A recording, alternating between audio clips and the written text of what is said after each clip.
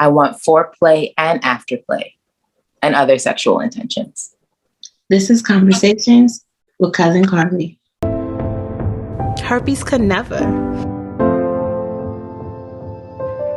Herpes could never break me, could never again make me feel less of. Herpes can't take my sexy away from me. Herpes does not take my worth away. Herpes does not devalue me.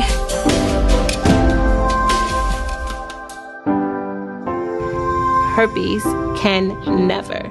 Rich Rising, cousin. Rich Rising. Hello, everyone. My name is Shanda Singleton, aka the Herpes Goddess, and this is Conversations with Cousin Carlie. How are you? I'm well. I feel like I hear a lot of background noise. Like maybe I should put my headset on or something. Yeah. Okay. I think I hear me in the background. Do you hear an echo? I don't. You don't? Mm-mm. I don't think I hear it anymore. All right. Well, today is fun because I want to talk about a little bit about safe sex because I want to set some intentions for our next experience, right? Yes. So I went on Planned Parenthood website and it said that safe sex is all about protecting yourself and your partner from sexually transmitted infections. I think this is true, but I dislike the message that it sends. Safer sex is not just about protecting yourself from STIs. I think safer sex is clear and healthy sexual communication, clear and set intentions, protecting you from having sex you're not ready for, protecting yourself from having pain from painful sex, protecting yourself from having unhealthy sexual practices that may cause something like BV, protecting your energy, sex education, as well as protecting yourself and your partners from STI. I think this is for anyone and everyone who has oral sex, anal sex, vaginal sex, genital, skin-to-skin contact, or sharing sexual fluids with another person, like sharing sex toys. A lot of people don't understand that. Right. You just think safe sex is a condom or let's talk about sex. But it's amazing how some of our own programming can cause us to have unsafe sex. Programmed with repressive ideas and bad habits that causes us to subconsciously shut down, such as maybe sexual pleasure is wrong, or sexuality is evil and dirty, sexual desire is dangerous, sex is only for men, I can only enjoy sex through my vagina, things like that. Or allowing our partners to penetrate us before we're fully ready. Having artificial lubes to have sex when our body isn't ready. Having sex for the sake of peace at times when we don't feel emotionally connected. Being in our head too much during sex. Am I making him or her feel good? Do I look good? Do I smell good? I want to make sure that they climax, or this hurts, but it makes him or her feel good. I don't like it, but he or she does. I think all of that is a part of non-safe sex, and it's important that we get connected with ourselves in order to get to a point where we can have safe sex. Powerful. Yeah, because that's true, because I never thought about it in all of those ways. However, now that you put it that way, there are some things where I'll say, like, I'm careful when it comes to sex. And it's not just about, using a condom, what I mean, and protecting myself from STIs and STDs. But it's also think like, am I ready for this? Because I'll know how I am when, especially if it's a new partner, I'll know how I feel. Not know how I feel. I know how it is once it's done. Okay. I know how my body feels. I know how my emotions come into play. I know how I react after I share my body with somebody. And so it's always, the lead up to it is always trust. Like, I need to have a lot of trust there. I need to have comfortable communication with the person before I go into it. And what's funny is that now that you say that and I think about it, I think about the fact that some guys will be like, what the hell? Like, we know each other for this long and this and this and that and that. But I'm like, I know myself. I know myself. And I guess that's the same way you have to think about it when it comes to anything else, when it comes to sex, is I know myself. I know what I need beforehand, because I know sometimes what may happen, or I know how I feel after the fact. Yeah. So me, if I know that I can't clearly communicate with you when we're just face to face in each other's company, or not even clearly communicate, if I can't communicate and you be open to listening to what I'm saying, then I know that we can't translate this to sex, because what's going to happen if I try to communicate something to you during sex and you don't pay attention, or you don't want to hear it, or it doesn't sound like it's serious enough.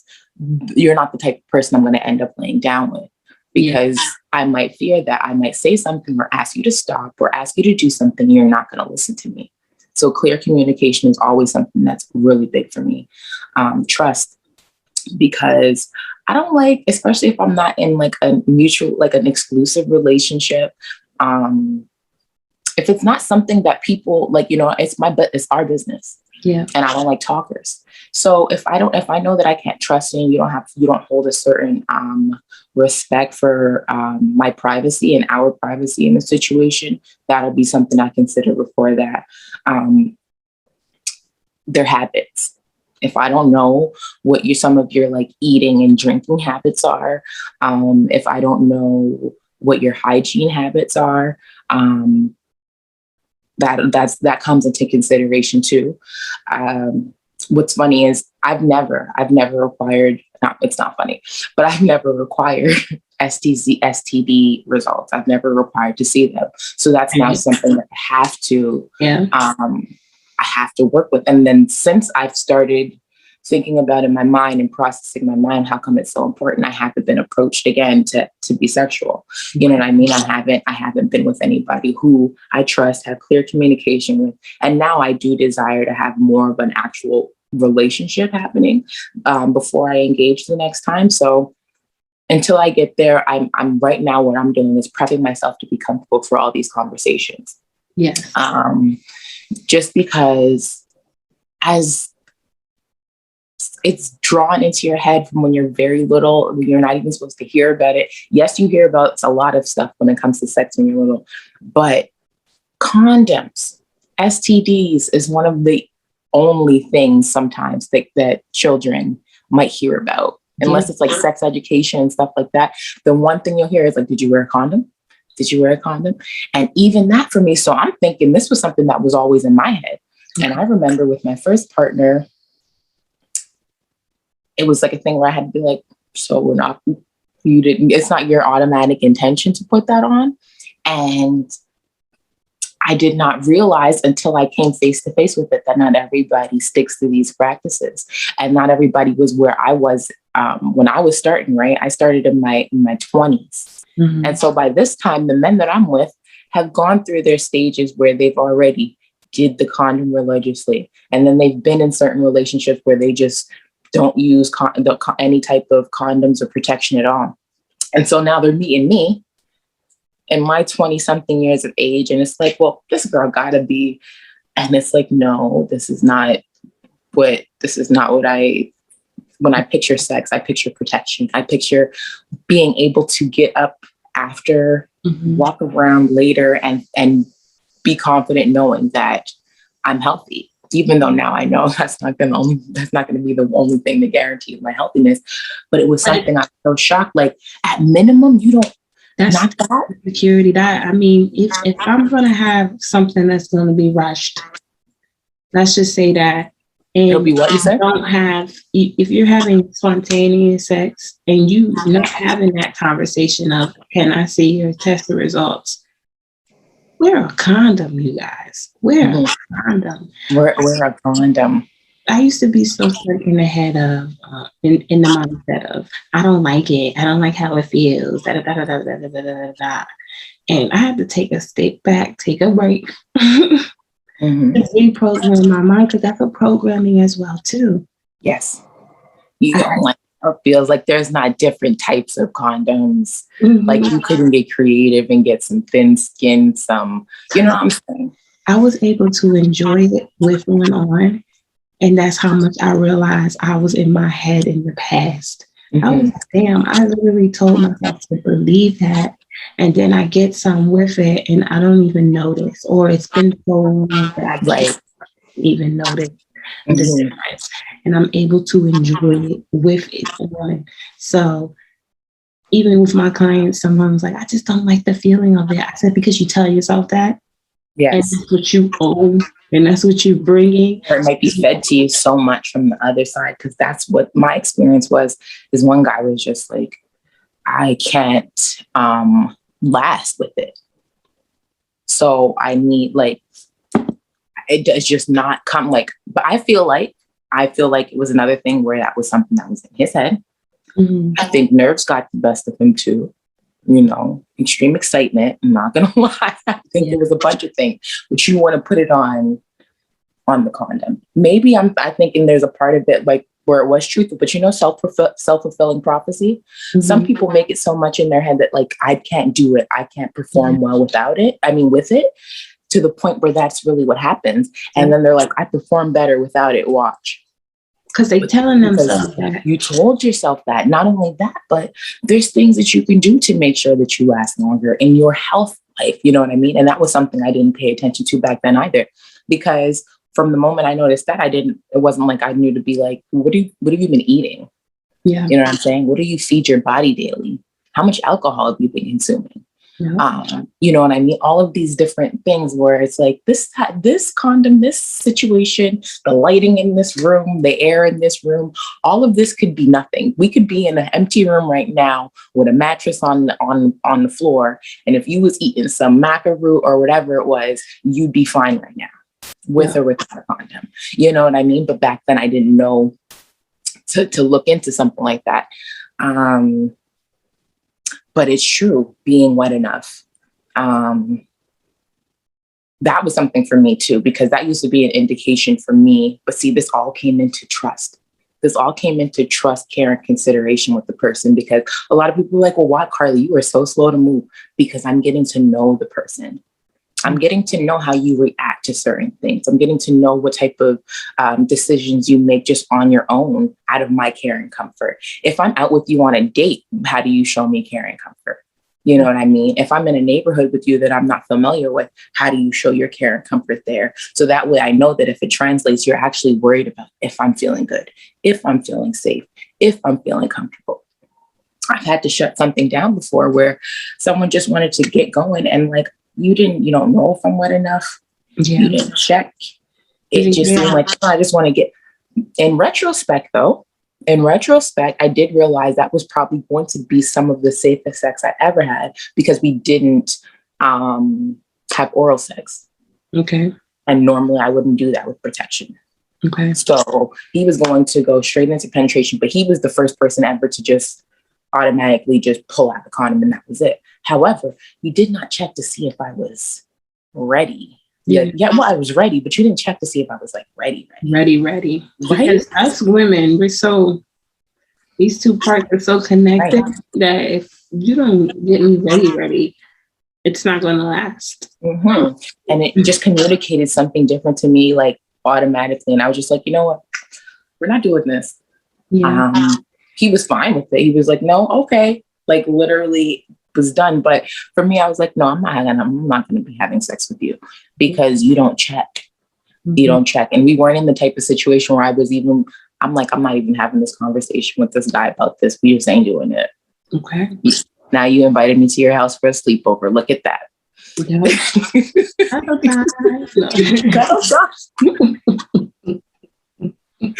You want some juice? Because that's really real, because you can end up with tears. You can end up, like you said, with other like BV. Not even enjoying yourself, period. Exactly. Yeah. Being extremely uncomfortable. Finding out just different things, making sure that the person's chemistry works with yours. I'm trying to think. So now in terms of intentions, going forward, I think number one, it'll still be my main practice of actually getting to know the person, actually being clear about, being comfortable having the sex conversations when we get to that point, because I hate to talk about sex too early for me, because like I said, I got my process and it just is what it is. I got to get to know you. But requiring test results, asking about sexual history, sexual health history.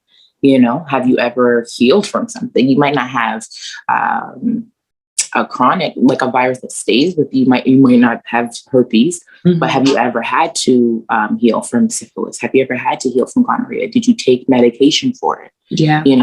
All these different questions where if you've had it, let me know how you cured yourself, because some people think they can let stuff pass. Yeah. You know what I mean? And they didn't actually take medications, but it's good for you to find these things out in conversation. Yes, the sex talk conversation. Mm-hmm. This is what I tell my clients, just an example. You start off with saying, I really like you. I'm ready for us to take our relationship to the next level. My health and open sexual communication is really important to me. Then you have like a series of questions that both people are going to answer. When was the last time you had sex? You answer, he answers, she answers, whatever it is, whatever pronoun you are, you're both answering, or all 3, 4, whatever. Right. Exactly. When was the last time you had unprotected sex? Mm-hmm. When was the last time you've been tested for an STD? Have you ever had an STD before? Now, for those of you watching who do have lifelong viruses, this is the time when you can disclose your status. But I love this question because it humbles people. One out of 2 people by the age 25 has had an STD. So the older you get past 25, I'm pretty sure that partner has had some sort of STD before, especially if they're having sex a lot.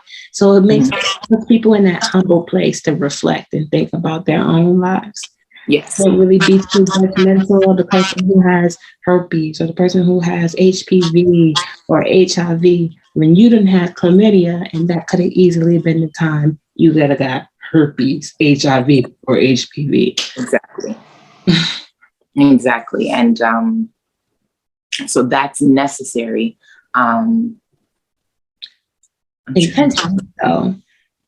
Just outside of wanting to ask somebody to see their test results, outside of, say if we had quick sex intentions, that will be the use of a condom.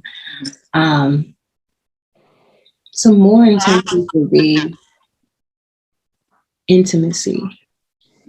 I need that. Yeah. I need it bad. I need maybe about an hour before we even get to where we need to get. I want to be ready. Foreplay. Yeah. Get me ready. I want that person to be in tune. Because in tune with themselves. Even during, I want like some type of practice where we're breathing, possibly meditating during. I want that exchange. Communication. I'm very vocal. I want you to be very vocal. I want you to hear me when I'm saying something. I want you to be an active listener. Don't just be so caught up in the moment. Exactly. Pause. Right, but you don't realize you're actually engaging right now. It's like a one-on-one. Yeah. That's mine. Check in. Exactly. Still here. That's a bad.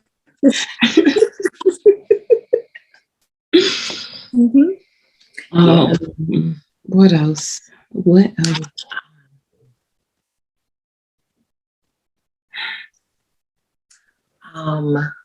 For me, I think that conversations are going to be important in advance for me, just because the after sex part. I like to clean up, yes, but then I want to cuddle. I don't want to feel like we just did this and now we're like separate. No. I need afterplay too. Yeah. I need afterplay too. Like, I like rub my arm, rub my back, help me get to sleep after or something. You know what I'm saying? But just something to like make it come full circle. Yeah. I think just make it come full circle. The foreplay, the play, and the afterplay is important for me just because it's an experience, right? Mm-hmm. And I just feel like that's like having like a wedding with a cocktail and then the freaking dance, but then there's no like, you know what I'm saying? There's no final piece. Like you just said, it's like right after like the first dance, you just sending people home. Like, yeah, don't do that to me. That's not what I want. No, like let me eat. Let me be like, yes, it's been a good time. I'll see you next time. You know what I mean? Send me out feeling like I was fulfilled. Same for you though. Same for the other person involved, right? I want to make sure that I'm sending this out like. That's definitely something I need to talk about in the beginning though. Right, exactly. Because some people, women or men, are not going to want that afterplay. Exactly. You know, and say if you're someone who does want the afterplay and someone who don't want the afterplay, that is a disconnect. And that is definitely something you need to talk about. Right, because you need to communicate some type of, there needs to be some type of agreement, maybe a little bit of compromise, maybe just understanding on either one's part. But I think eventually that would probably involve some work if you plan on continuing. But I think that's right too, because I'd like to know beforehand if we ain't gonna cuddle. Yeah. Like some things people need to know about me is sometimes we do things that we don't like, but we still do it because we feel like we need to. One is kissing. I'm not a kisser. I don't like tongue kissing. Okay. Grosses me out. Mm-hmm. But I do it because I feel like it's a part. Look at this, your cousin. Cousin. Hold on, cousin. I'm on the phone. I'm on a Zoom with your cousin. Damn, that was Favon and Fabian. Look at them. Anyway, put the phone back down. I never met Favon. You never met Favon? She's one of me. Me, Favon, and Ramona Lisa are the outcast. Yeah, Ramona Lisa, I met her through Facebook, communicated with her through Facebook. But Favon, I have her on my page, but we never like communicated much. We are the outcasters. Those girls understand me the most, and I understand them the most when it comes to the family. I gotta cut all of this out. I know. What was we at? Sure. Saying because you don't like to. Oh yeah. So I don't like to kiss, but I always tried to do it because I felt like people deserve that during a sexual exchange. I never really put myself first and say that is a boundary that I can set for myself, and it can be respected because it turns me off. There's been times I've had that exchange, maybe in a relationship, and intoxicated and in the moment, but now it's just kind of like, I'm good. Can we just not do that? Yeah. Can we just, I don't know. So that's an intention I want to set on myself, to be able to communicate that. Right. I really don't like the tonguing down too much. Don't do nothing for me. Okay. I had a guy like that. He said that to me. He didn't like it, but he did it for me. He did it for you. Yeah, but he did it for me like he liked this. I don't know. Yeah, I don't know how to do it. Right. Exactly. I don't mean that he didn't like it, but then it would also be him with cuddling too. And he was like, girl, you like to kiss? I kiss you all the time. Now you want to cuddle? Like, come on, girl. Like, please work with me. And I'd be like, all right. Can we cuddle instead without the... I'll be big spoon. You don't have to do it. I don't care. I'll make you cuddle. But I was like, I had to but I was very new too, but I was like, whatever, you can work with me. You can work with me. And it worked out. It worked out because even later, when we kind of like separated, we start going our different ways. One of the things he said is like your softness, the way that you are made me open up a bit more. Okay. And not be as shy to show, not shy, but as rigid to show some affection and step out of something and really like just be in it to see if I really like it. You know what I mean? Mm-hmm. So I don't know if he's kissing now. I have a funny feeling he is though. You can't communicate that. Because sometimes, especially with the kissing part, I have to say that's something it's hard for me to set intentions on or, communicate or set that boundary because I've been programmed to think that it's a part of sex and that I can't set that boundary for myself. Mm-hmm. Yeah, because it's just kissing. Yeah, but I want to throw it out there that, hey, ladies or men, you can set boundaries for yourself, even down to maybe if it's oral sex. If you don't like it, communicate that. You don't have to do it because you feel like it's part of sex. Don't let anybody make you feel like you have to do something. There's so many people out there that are going to respect your boundaries. There's people out there that probably like you that don't like the same things as you. So it's important to communicate. That is a part of safe sex, to be able to communicate your wants and your needs, what you don't like, what you do like. If you can't do that with your partner, find you a new partner. And if your partner makes you feel a way about the boundaries you set in your life, go find you a new partner. Absolutely. Absolutely. Yeah. I'm loving the conversation. I feel like it's so necessary. Mm-hmm. Even... let's set some intentions. I want to do just my intentions. I need to be with someone who's like open to learn new things, and try new things. Like, I really want to learn, but I could do that on my own too. But I just, in my head, I'm like, I want to do it with a partner, like learn about like tantric sex. You know what I mean? See the way different cultures do it. See the way different cultures prepare. What do they eat before? What do they drink before? What do they use on their bodies? Mm-hmm. You know what I mean? Like the breathing that comes involved in it. All of the different things. I just want to get a scope of sex from different cultures and not just the like Americanized and Canadian, I guess, way, and just Americanized. The American way, yeah. The media showing me, you know what I mean? A lot of people are big on watching porn. Mm-hmm. And in my opinion, a lot of porn is highly, highly unrealistic, highly fabricated. It takes the humanness out of a lot of it, I find, because a lot of these people are in here being used like commodities and like objects and not like real, depending on what you watch. But a lot of what's prevailing is not realistic. Yeah.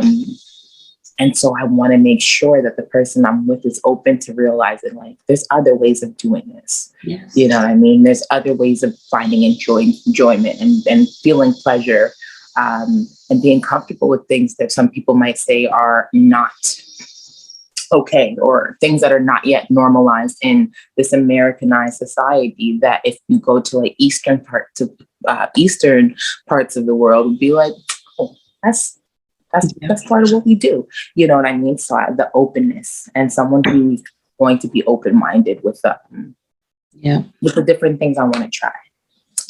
Yes, respect boundaries, but I want someone who's overall open. Yeah, mm-hmm. Understandable. Open-minded, yes, respect boundaries, but also open-minded. I'm definitely want to go down the tantric loophole.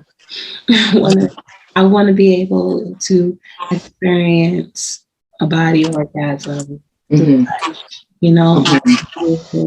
To go on that journey with someone else. Mm-hmm. That would be more so my foreplay intentions, I guess. If you want to get me ready intentions, what does that look like for you? What does that look like for me? Anyone out there listening, have you ever sat back and thought about what does your foreplay intentions look like, mm-hmm. to get you there? What does it take to get you ready? Most women don't even know what it takes to get them ready.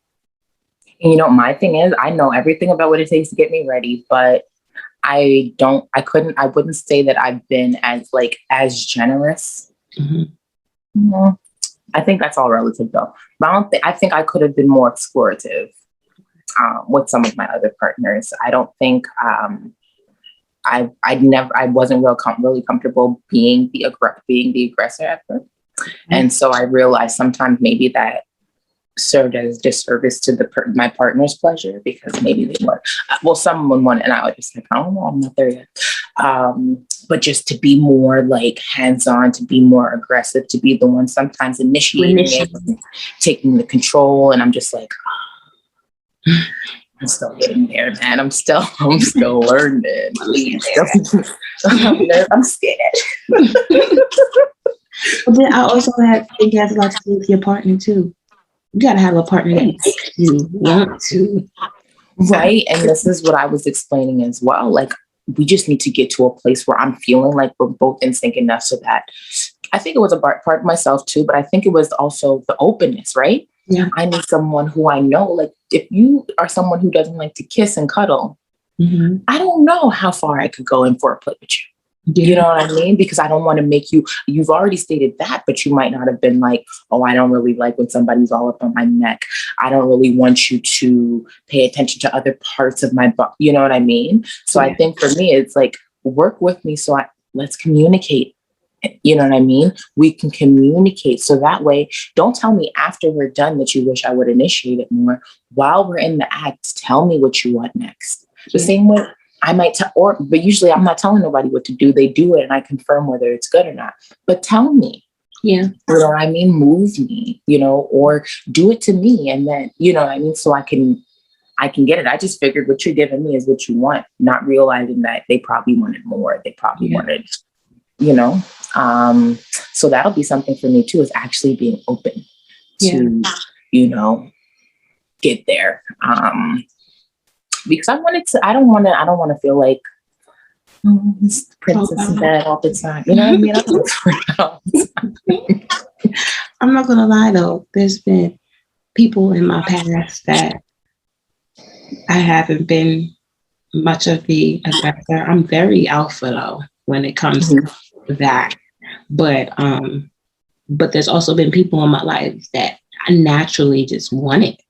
Like, I couldn't keep my hands off of you. Like, it's not being intentional when it came to initiation. It was just literally me just being into that person that happened that way, because I just want to be all on you. So I also think it has a lot to do with the partner too. And I guess where you're at with that partner. Partner even makes you feel comfortable enough to be the one to initiate. Right. And are you not fully giving me your body right now? Access. You know what I mean? So I guess that's about consent. Yeah. And that's something that might need to be discussed before. Like, is there anything that's off limits for you? You know what I mean? Beforehand, just because it's always not wanting to do, because I was always considering, like, I wouldn't want somebody to go somewhere and do something that I wasn't necessarily comfortable with and we hadn't discussed yet or anything like that. But so I also maybe just assumed that person was going to feel the same way. But definitely, I think it was a blend of partners too, because I do know with another partner, it was just like a lot of passion, just all the time. You even have to be like, literally, you're across the room and I'm already like, let's so right, let's go. Let's be on the phone, like,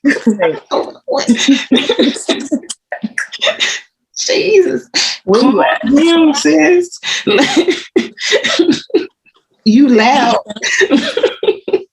I do know it's possible. It's just about having that as my base, I think. Having it as my base, just be ready to express how I'm feeling and knowing, like, Carlie, it's all right to be the aggressor. Like, yeah. Well, let's end it there. This was great. Yeah, it was. Yeah. If you're watching, what are some of the intentions that you set before intimacy or before the actual action of sex? Do you have any intentions? Have you set any boundaries for yourself? What do you like? What you don't like? Let's talk about it in the comments. I would love to hear what you have to say. And is this new for you? Is this something you've never done before? Start today. My name is Shanice Hamilton. This is my cousin Carlie, and we are here every Wednesday. So we'll see you next week.